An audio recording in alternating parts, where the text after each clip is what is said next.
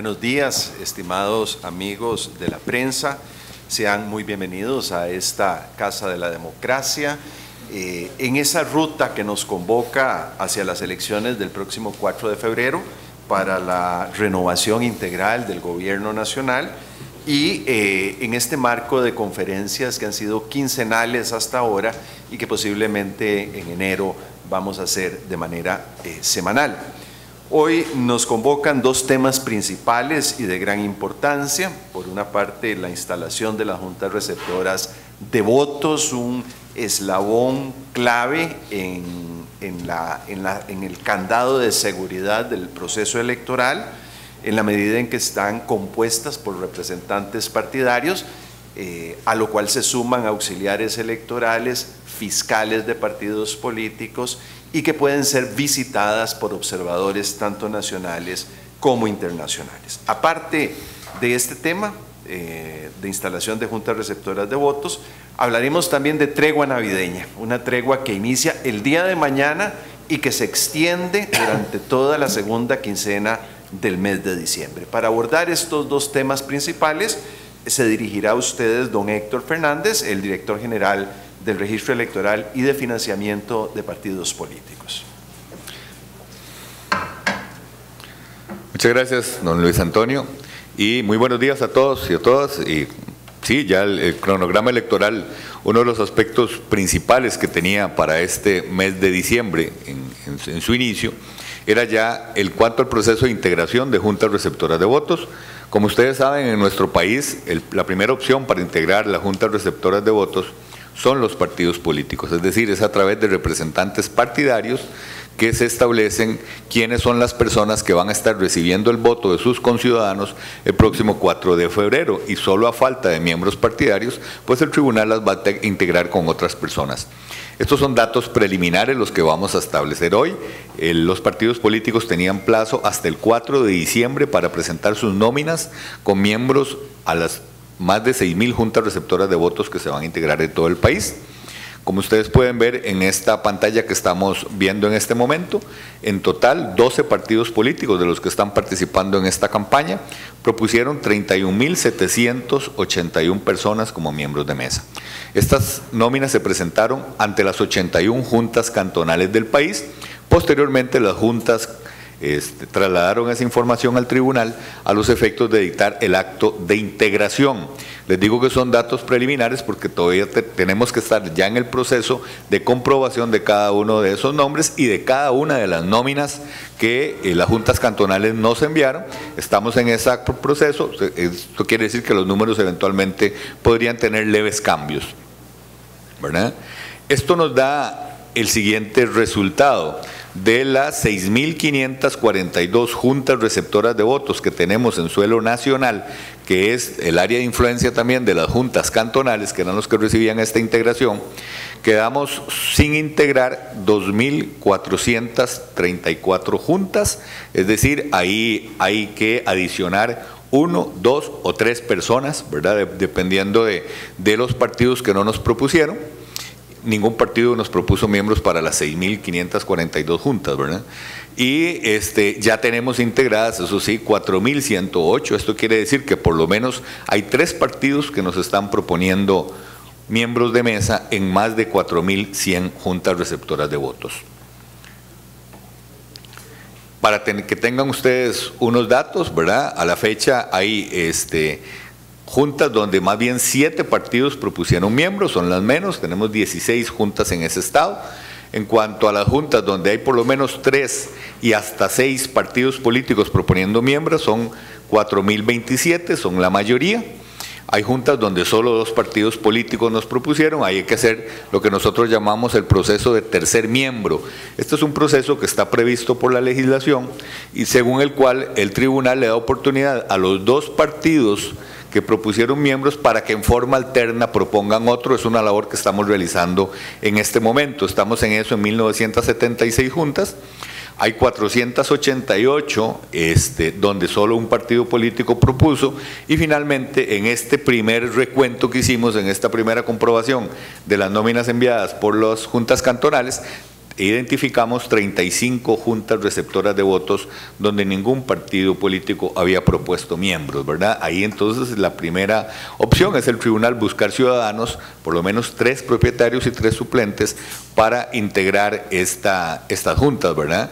Hay 3 partidos a nivel nacional, los que se muestran ahí, la Acción Ciudadana, Liberación Nacional y la Unidad Social Cristiana, que nos están presentando miembros en más del 92% de las juntas donde se propusieron miembros de mesa, ¿verdad? Tenemos otros aspectos en el extranjero, esto lo manejamos diferente, ahí no hay una junta cantonal, pero la integración la hace el programa de voto en el extranjero, donde también tenemos partidos políticos que nos están presentando los miembros de mesa, ¿verdad? Estamos en esa integración que es especial en el extranjero. En el extranjero también cabe hacer la salvedad de que, de acuerdo con el reglamento, cuando no hay miembros partidarios, recurrimos a personas voluntarias, que son los que se han inscrito ante los diferentes consulados, que preliminarmente tenemos 127 para estas 70 juntas que tenemos que integrar en el extranjero, que a falta de miembros partidarios, pues vamos a recurrir a estas personas en segundo orden para hacer la integración de estas 70 juntas receptoras de votos. Y por otro lado, estamos haciendo el proceso de instalación. ¿Cuál es la diferencia entre integración e instalación? Integración es eso que se venció, como les decía, el 4 de diciembre, donde se le da oportunidad a los partidos que nos propongan los nombres y ya empezamos a ponerle nombres a cada una de las más de 6,000 juntas receptoras de votos. La instalación es cuando ya empezamos a juramentar a esas personas. Para nosotros tenemos una junta por instalada cuando hay ya juramentados 2 miembros de distinto partido, es decir, que sean 2 personas juramentadas y que éstas estén representando a 2 partidos distintos. ¿Cuál es la ventaja de tener ya una junta instalada? Bueno, esta junta ya, por ejemplo, es susceptible que le podamos entregar el material electoral en enero. Si una junta no está instalada, no podríamos hacer eso. Entonces, esta es la carrera contra el tiempo que tiene ahora el programa de asesores electorales. Ellos regresan de gira la próxima semana y vuelven a gira en enero para seguir con todo este proceso de juramentación. Ahí tenemos eventualmente que hacer cambios, porque muchas veces los partidos proponen a la misma persona o ya los partidos han propuesto a esa persona como fiscales, etcétera. Entonces hay que ordenar las listas y en otras ocasiones pues se llama a la persona y la persona tal vez no, en principio es renuente a participar. Todo esto se coordina con los partidos políticos para que nos traigan a todas las personas propuestas a las diferentes sedes en todos los 81 cantones del país, donde ya previamente se les ha citado o están sabidos ellos de que ahí estamos haciendo los procesos de capacitación, juramentación y acreditación, que es cuando le entregamos el carnet a cada una de esas más de 32,000 personas que los partidos políticos nos propusieron. Pues bien, este proceso, como les digo, apenas inicia, por eso solo tenemos a este corte, que fue al lunes pasado, 75 juntas ya debidamente instaladas, y entonces aquí es nuestra carrera contra el tiempo. De aquí a mediados de enero tenemos que tener esas cantidad de juntas, 6,542 en suelo nacional, ya debidamente instaladas. Aquí también, esto es una infografía que está ya disponible en la página web, creo que ya la estamos subiendo, con estos principales datos de lo que le hemos estado mencionando, donde se establecen ahí las cantidades propuestas por partido político, aclarando que en ese cuadro que sale abajo, cuando hace el número de 6,126, por ejemplo, el Partido Unidad Social Cristiana, fue cantidad de juntas receptoras de votos donde presentaron miembros, ¿verdad? Que como vemos, el que más juntas va a tener representación partidaria va a ser el Partido Unidad Social Cristiana, y seguido por el Partido Acción Ciudadana Acción Ciudadana y Liberación Nacional, que son los que más miembros propusieron en las diferentes juntas en suelo nacional, ¿verdad? Y en el extranjero. Entonces, seguimos con el otro tema también que teníamos previsto darles un comunicado hoy, que es la impresión de papeletas. Estas papeletas están ya totalmente impresas, las de diputados, las de presidente y las de diputados, que ahora vamos también a referirnos más adelante, ¿verdad?, a ese tema. Finalmente, en cuanto a la tregua navideña, La tregua navideña empieza ya este sábado 16. Recordemos que desde el 16 de diciembre y hasta el 1 de enero, la legislación establece en el artículo 37 del Código Electoral que los partidos políticos deben abstenerse de difundir por los diferentes medios de comunicación propaganda político-electoral. Y para este periodo únicamente se permite que los candidatos a la presidencia de la República emitan hasta 3 mensajes navideños. Dice la legislación, existe un reglamento que puede ser visto en nuestra página web que regula cómo tienen que ser esos mensajes, cuál es el contenido, el tamaño, dependiendo si es en medio escrito, en radio, en televisión. Todo eso lo regula nuestro reglamento, pero nada más aclarar porque sí hay bastantes consultas que hemos estado recibiendo en este momento.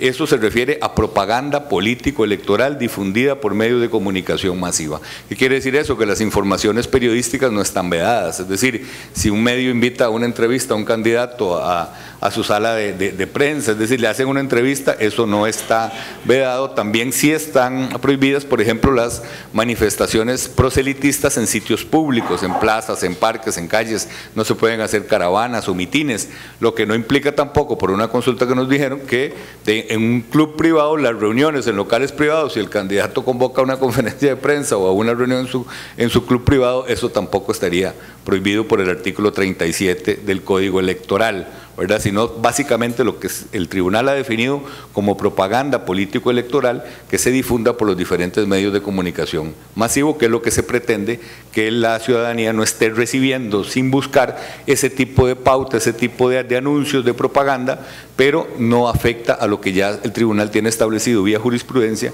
como información, que es la labor de ustedes, ¿verdad?, en cuanto a las entrevistas o en cuanto a las notas que quieran hacer de alguno de los contendientes de la campaña electoral. Gracias, don Héctor. Agrego sobre este último tema que abordaba don Héctor, que tampoco está proscrito durante la tregua navideña la interacción de los políticos y de los candidatos a través de redes sociales, páginas web, en fin, por el mundo digital. Desde luego que sí, lo que sí está prohibido es la difusión de propaganda pagada, como son los banners y otras formas de publicidad pagada en el mundo de Internet. Pero la utilización, repito, de redes sociales, la difusión de información a través de páginas web, por ejemplo, no está restringida durante esta quincena. Bien, yo me voy a permitir hacer algunos otros anuncios, como también a manifestarles algunos recordatorios. Bien dice don Héctor que el proceso de impresión de papeletas marcha adecuadamente y de acuerdo a la planificación efectuada. En este momento la totalidad de papeletas para presidente de la República está impresa. Esta es una papeleta muestra que le será además entregado un ejemplar a cada uno de ustedes ahora después. En cuanto a las papeletas de diputados, están concluida la impresión de las provincias de San José y Punta Arenas y ya arrancamos con las papeletas de Alajuela. Este proceso estará ya debidamente finiquitado en el mes de diciembre, posiblemente alrededor del día 27 de este mes. Y hemos resguardado este proceso crítico de las elecciones de manera eficiente, de suerte de que está garantizada la plena seguridad en el proceso de elaboración de este documento imprescindible para que los costarricenses voten, gracias al apoyo de Fuerza Pública, de la propia plataforma de seguridad del Tribunal Supremo de Elecciones, de la seguridad privada de la que dispone la imprenta contratada, en donde además existe un circuito cerrado de televisión y otras formas para el debido control de la conclusión de este proceso. Les recuerdo que la impresión tiene asignado para primera vuelta un presupuesto de alrededor de 248 millones de colones.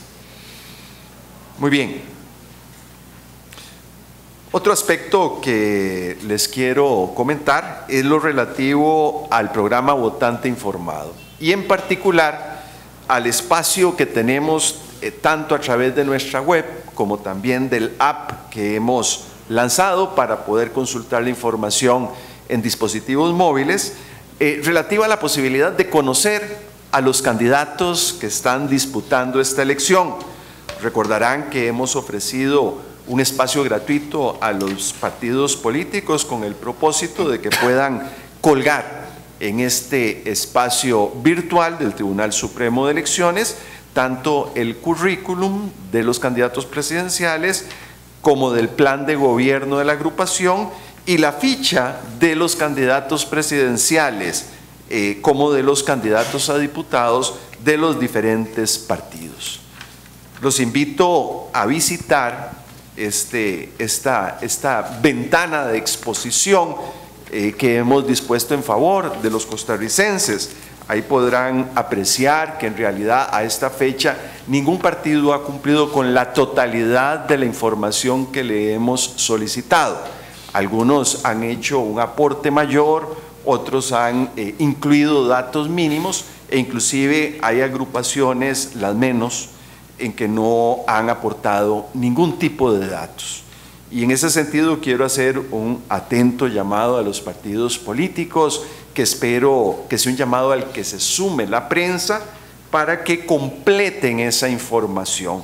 Y no solo por la posibilidad de darse a conocer a través de este instrumento que no supone ningún costo para las agrupaciones, sino especialmente y de manera particular para que los costarricenses que vamos a votar el próximo 4 de febrero tengamos y dispongamos de mayor información de quiénes se postulan y qué están proponiendo, para que puedan comparar la oferta programática y con base en esta información, como también la que está suministrando los propios partidos, la prensa, etcétera, podamos ir a las urnas de manera informada y por tanto a votar de forma inteligente. Siempre dentro del marco del programa Votante Informado, deseo recordarles que los días 7 y 8 de enero tendremos a través de la señal de Canal 13 el debate de todos, el debate organizado por el Tribunal Supremo de Elecciones, donde los 13 contendientes a la presidencia de la República podrán dirigirse a la ciudadanía y exponer su oferta política en favor, repito, de ese derecho a la información del elector y de la posibilidad de que con base en información veraz pueda tomar una decisión inteligente y esto nos conduzca a la elección de gobernantes que estén sintonizados con los deseos, las preocupaciones y las demandas de las mayorías en Costa Rica. Por último, deseo hacerles ver que tenemos programado para el próximo domingo, entre 6:55 de la noche y las 7:05, una cadena donde el Tribunal Supremo de Elecciones, a través de su presidencia, dirigirá un importante mensaje al país, tanto en los canales 7, 13, 9, 42, 4 y 6, como en las radios Telefides, Monumental, Columbia y Costa Rica Radio. Muy bien. Muchas gracias, don Antonio. Muchas gracias a don Héctor. Iniciamos este periodo de preguntas del tema de las conferencias de prensa. Después tendremos un espacio para otros temas. Comenzamos con Manuel Sancho, de CR Hoy. Buenos días. Don Héctor, nada más para confirmar el dato que decía, de las 6.542, usted habló de que 2.434 aún no tienen, los partidos no han registrado, no han propuesto un nombre. Nada más quería aclarar ese detalle para tenerlo bien. ¿Y qué implica eso? ¿Cuánto puede tardar el tribunal? Porque hablaba usted de una carrera contra el tiempo. Entonces, a poco más o menos de 6 semanas, ¿qué implica eso para el tribunal, tener todavía ese pendiente? Sí, muchas gracias por su pregunta. Sí, efectivamente, cuando nosotros tenemos sin integrar, como les decía, es cuando no hay por lo menos 3 partidos proponiéndonos un miembro. Son 2.434 juntas receptoras de votos. Eso está dentro de la planificación que tiene el programa de asesores electorales. Es decir, no es la primera vez que tenemos que estar integrando juntas con un tercero miembro o con 2 miembros más adicionales o con los 3, en caso de que ningún partido haya establecido. Y tenemos ya las bases de datos, tenemos también los métodos, los procedimientos. Entonces consideramos que para el 14 de enero a más tardar ya tendremos todas las juntas debidamente integradas, que es cuando ya empezamos con los procesos de entrega de material electoral. Incluso aprovechamos las entregas de material electoral para juramentar algún miembro que haya quedado todavía pendiente. Entonces, ya a mediados de enero que sale la distribución, pues ya esperaríamos tener todas las juntas efectivamente integradas, como ha sido usual en este tipo de procesos. ¿Y si son solo 75 las que mencionaban, ya están oficializadas, están tramitadas?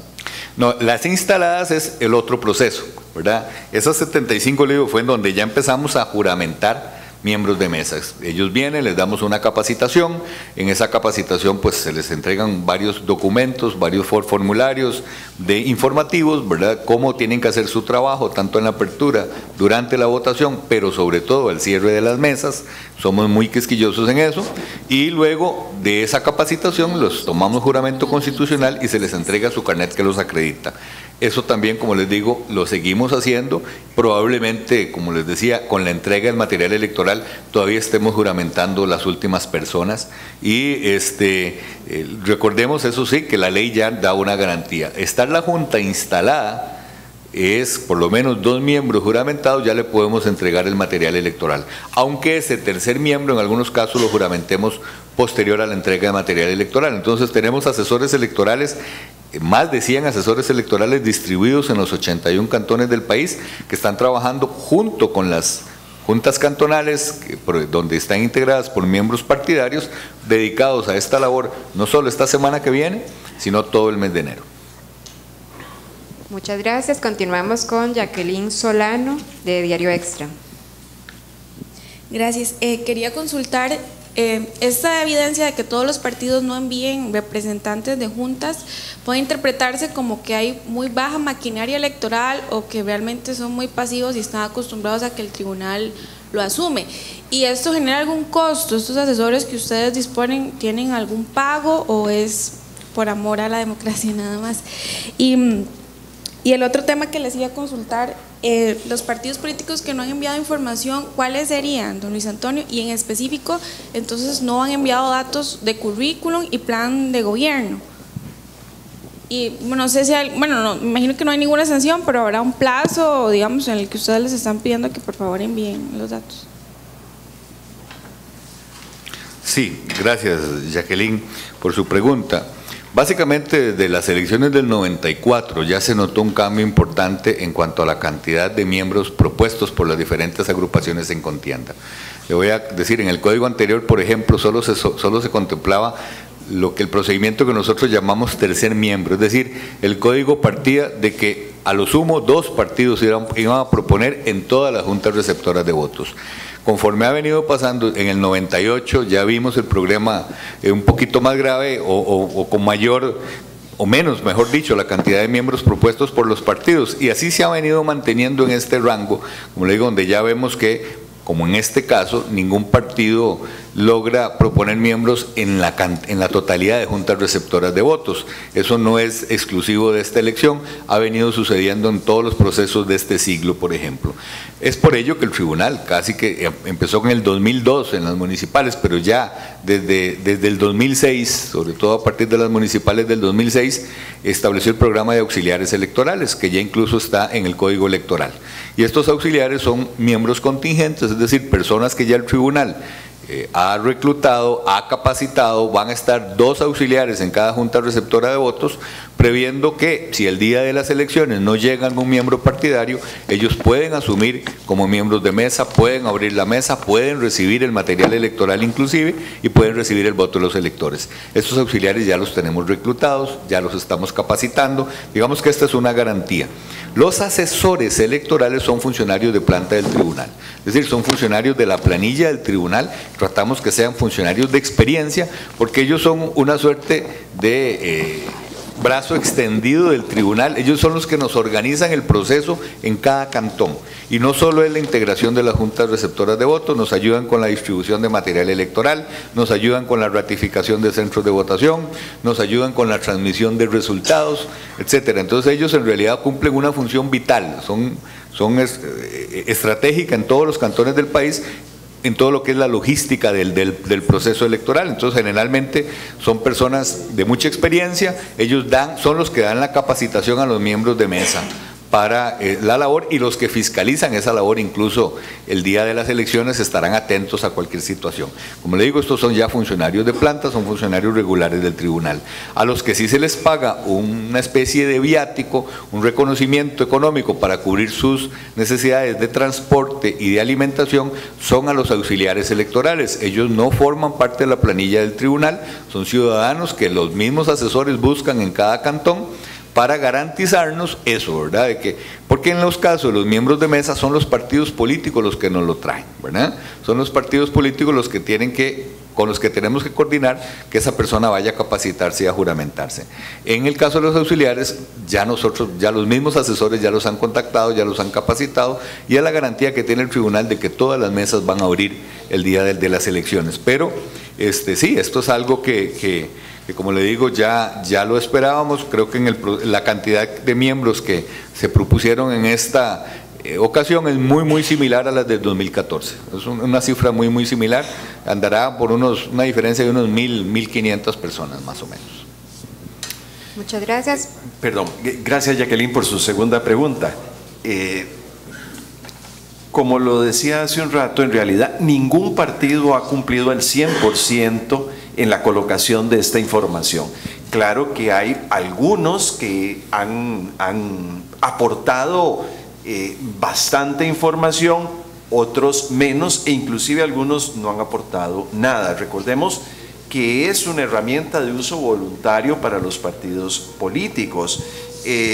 Sin embargo, repito, gracias a su gratuidad es una gran oportunidad para que todas las agrupaciones puedan darse a conocer y que permitan esa comparación entre las diferentes agrupaciones para que la gente, los electores, los votantes cuenten con un insumo adicional para formarse criterio.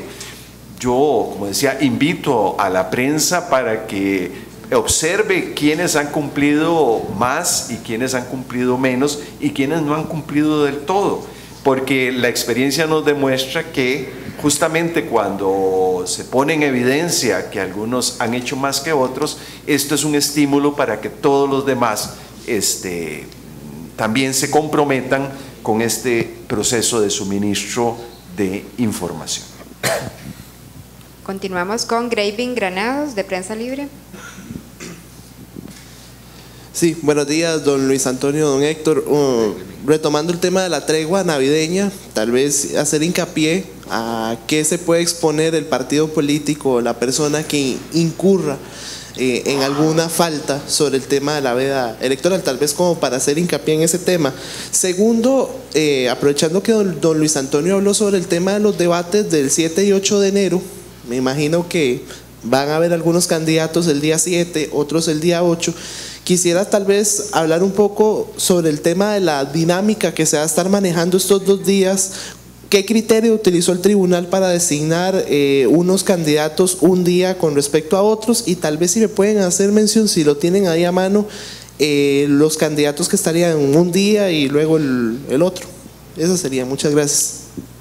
Dejo lo de la veda y sus sanciones a don Héctor. En cuanto al debate, el criterio que se utilizó era dividir en 2 días esta discusión, precisamente porque es una gran cantidad de candidatos, estamos hablando de 13.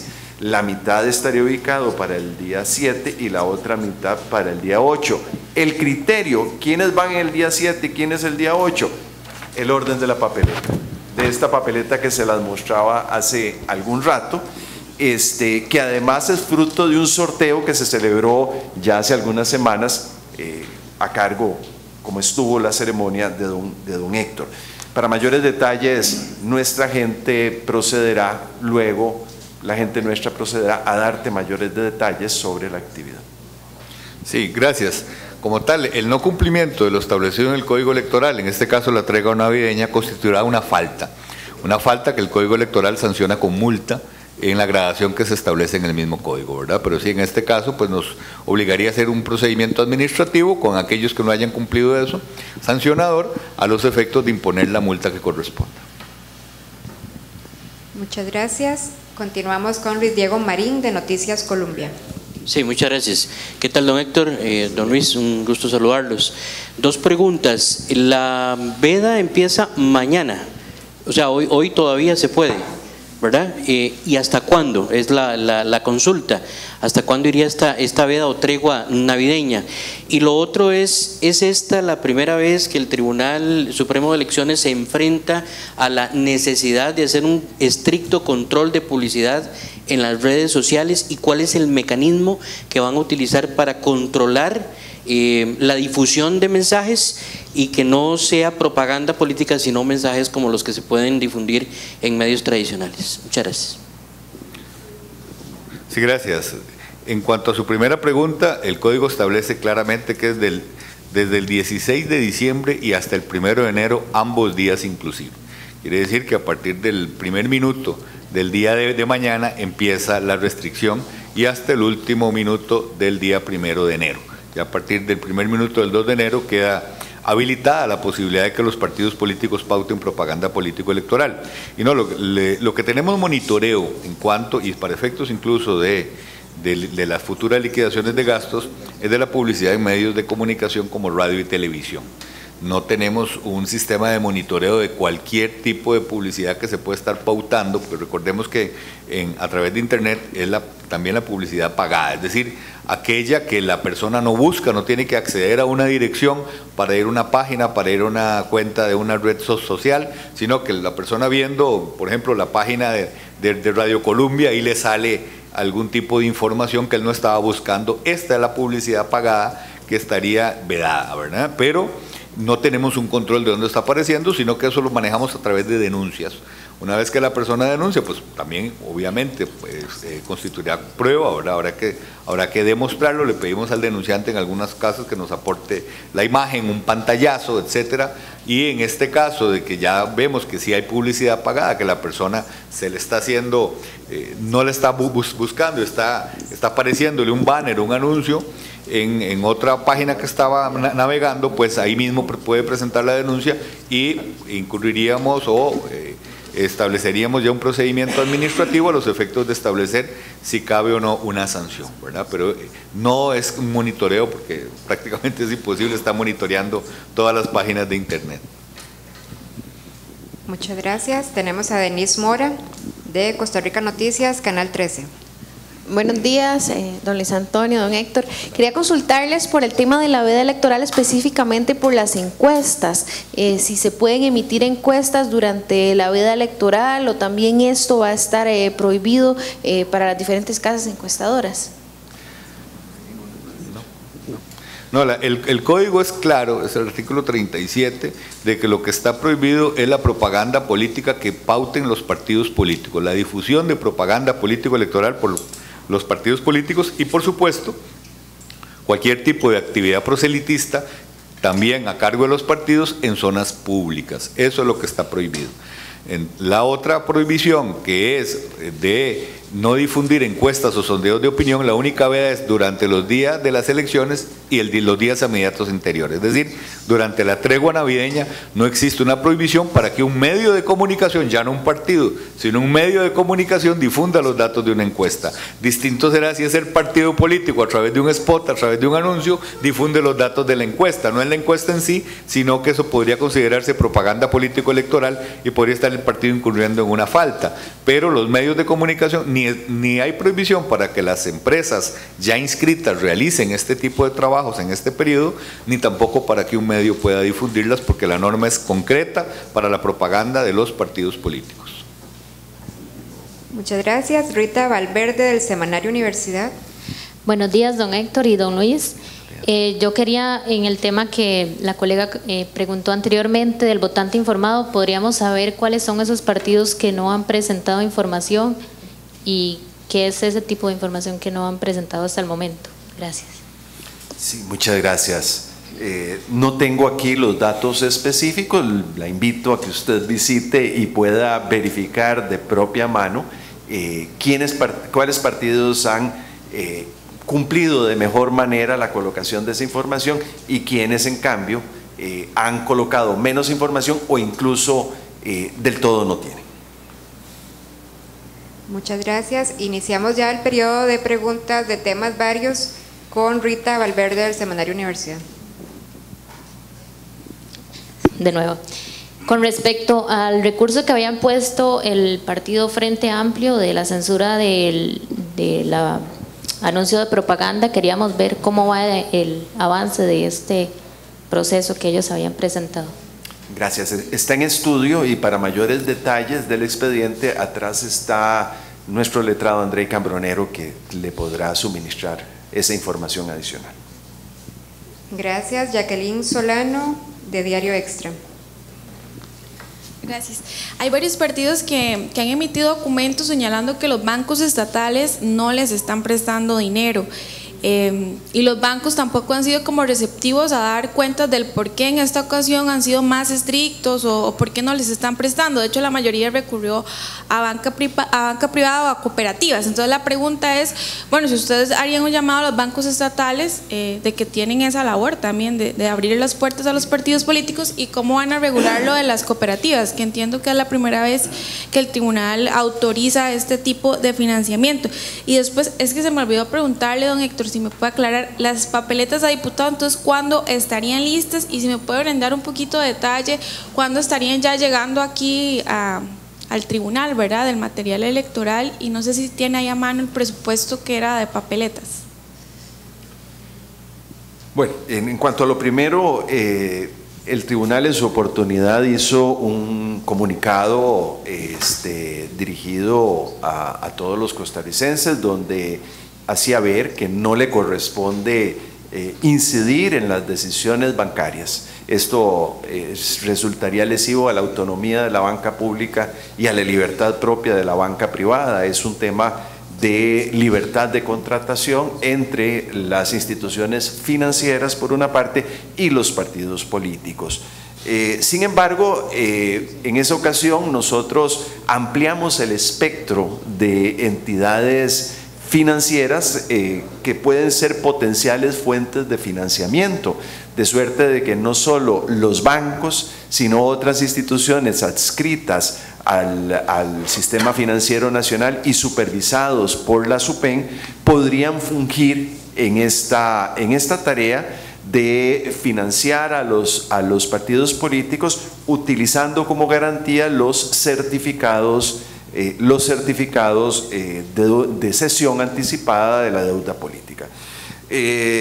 No es extraño que algunas agrupaciones tengan dificultades. Ya hemos puesto nosotros de manifiesto la importancia de repensar las reglas del financiamiento público, porque estos certificados tienen el valor que las encuestas dicen que tienen. Únicamente los partidos bien posicionados en las encuestas generan alguna expectativa de obtención real de los recursos pasadas las elecciones. Además es una operación con algunos rasgos especulativos porque depende de un hecho futuro e incierto. ¿Cuál es? En primer lugar, que la agrupación política obtenga una cantidad suficiente de votos para que esos certificados lleguen a tener valor, por lo menos cercano al monto nominal del mismo, y que además el partido cumpla con los procesos de liquidación y comprobación de gasto. En ese sentido, repito, es un instrumento que, digamos, conlleva ese tipo de características y le comporta dificultades importantes para su utilización específica o por parte de aquellos que no están siendo favorecidos coyunturalmente por las encuestas. Nosotros hicimos un llamado en su oportunidad a repensar estos mecanismos y planteamos un proyecto de ley para la eliminación justamente de este mecanismo, pero en fin, son las reglas con las cuales atendemos este proceso electoral y el reflexionar sobre eventual cambio vendrá después, vendrá detrás del proceso electoral. Don Héctor. Para las papeletas. Sí, como le decía, don Antonio, hace un momento, todo el proceso de impresión de papeletas está de acuerdo a lo planificado. Ya, reitero, están impresas la totalidad de papeletas de diputados de San José, que es la más grande, digámoslo así, la mayor cantidad de papeletas por provincia. Para efectos de ruta también empezamos con lo que es Punta Arenas, ¿verdad? Etcétera. Esto es un proceso que va, es decir, papeleta que esté ya lista, ya ha pasado todos los controles de calidad, ya la vamos trasladando periódicamente, se están haciendo entregas a nuestras bodegas. Ya tenemos, por ejemplo, todas las papeletas presidenciales están ya en custodia del Tribunal Supremo de Elecciones en sus bodegas, y así conforme vamos teniendo papeletas listas las vamos trasladando. La idea es, como bien lo mencionó don Antonio, que ya para el 27 de diciembre tengamos todas las papeletas bajo nuestra custodia ya debidamente terminadas, a los efectos de iniciar en los primeros días de enero ya el proceso de empaque material electoral. El costo de este proceso de impresión, que es en el que estamos actualmente, de la primera ronda, anda por los 238 millones de colones, que es lo que está contratado, ¿verdad? Obviamente que eso hay que hacer una liquidación ya con las papeletas efectivamente entregadas, ¿verdad? Porque y hay un contrato ya establecido en caso de que fuera necesario imprimir más papeletas, si fuera necesario convocar una segunda ronda de elección presidencial, ya eso está también contratado. Muchas gracias. Gonzalo Correa, de Noticias Actual. Gracias. Buenos días, señor magistrado, presidente y señor Fernández. Algunas organizaciones internacionales, ONG, han mostrado interés en enviar observadores a estas elecciones. ¿Todavía tiene tiempo para acreditarse? Sí, gracias. En relación a alguna pregunta anterior, se me olvidaba mencionar que no hay plazo para los partidos para que aporten esta información, de suerte de que en cualquier momento nos la pueden suministrar y la colgaremos en el sitio web. En cuanto a observadores internacionales, tengo que mencionarles que el tribunal ha invitado a varias organizaciones. Primero, ha invitado a organismos electorales de las Américas integrados a la Unión Interamericana de Organismos Electorales, y estos van a tener una presencia activa como observadores de cara a esas elecciones. También, a invitación del Tribunal Supremo de Elecciones, la Organización de Estados Americanos también va a acreditar gente que estará observándonos y siguiendo además una tradición de acompañamiento que han tenido con nosotros. Inclusive la primera observación de elecciones que hizo en la historia la OEA fue aquí en Costa Rica, justamente. Pues bien, aparte de esas organizaciones que vienen bajo invitación del tribunal, pues otras pueden hacer la solicitud correspondiente y será analizada si cumple con los requisitos reglamentarios. Tenemos en estudio, por ejemplo, una solicitud de acreditación de la Red Nacional de Observación de Haití, una gente interesada también de Bélgica ha formulado la respectiva solicitud, que también se encuentra en estudio, y ya tenemos acreditado a un observador electoral argentino del Observatorio de Estudios Electorales. Muchas gracias. Luis Diego Marín, de Noticias Colombia. Muchas gracias de nuevo, señores. Vamos a ver, dicen los economistas que tanto en política como en economía la variable de expectativas es ritmo económico de un país, del ritmo político.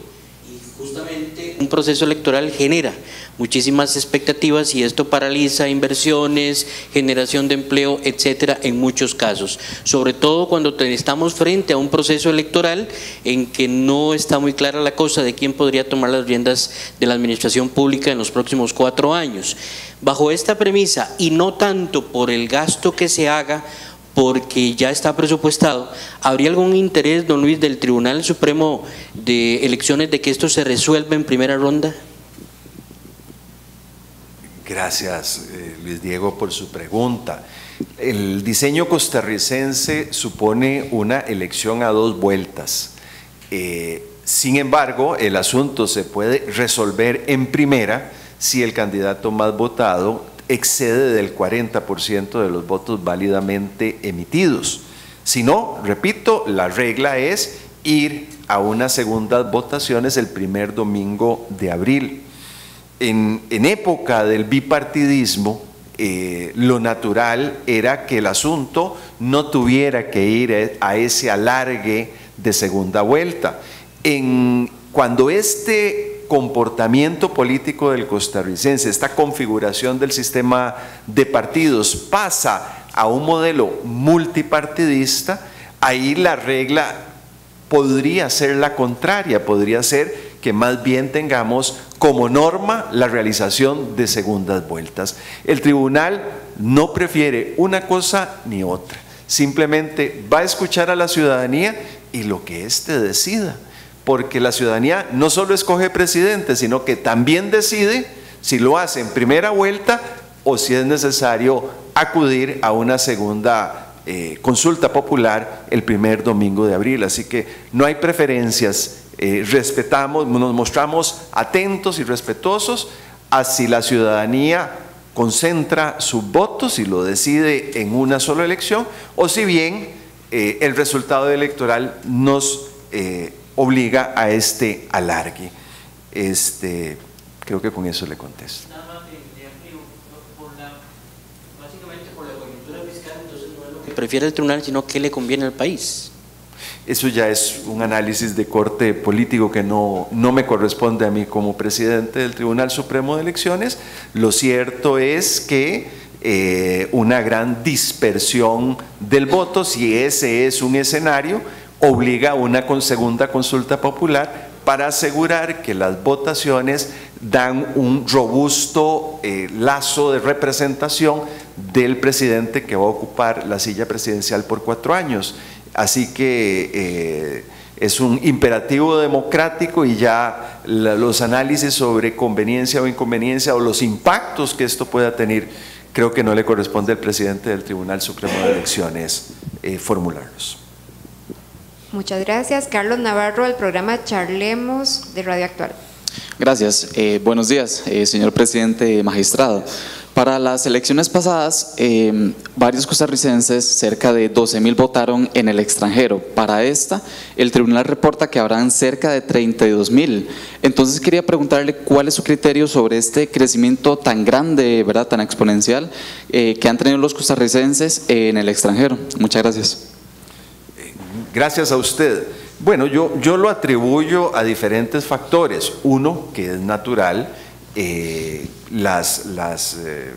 los 12,000 electores que ya estaban inscritos mantienen su inscripción, no tienen que hacer un nuevo trámite de empadronamiento, de suerte de que elección tras elección lo que es esperable es que el padrón de costarricenses en el exterior crezca. Segundo, recordemos que esta es la segunda oportunidad apenas en que se abre esta oportunidad, esta ampliación democrática bastante extendida en el mundo entero y en América Latina, pero de muy reciente incorporación a nuestro ordenamiento jurídico. Esto hace que muy posiblemente costarricenses allende nuestras fronteras no conocían en su oportunidad, no conocían de esta posibilidad, y con el paso del tiempo y el suministro de información y la socialización misma ha permitido a más compatriotas que viven fuera de las fronteras del país percatarse de esta posibilidad y aprovecharla. Ojo que el reto ahora es que esos 30,000 costarricenses o una buena parte de los mismos vayan efectivamente a votar, porque la vez anterior, en la elección presidencial de 2014, pues había más de 12,000 costarricenses empadronados, pero pocos fueron a votar el día de las elecciones, por diferentes circunstancias.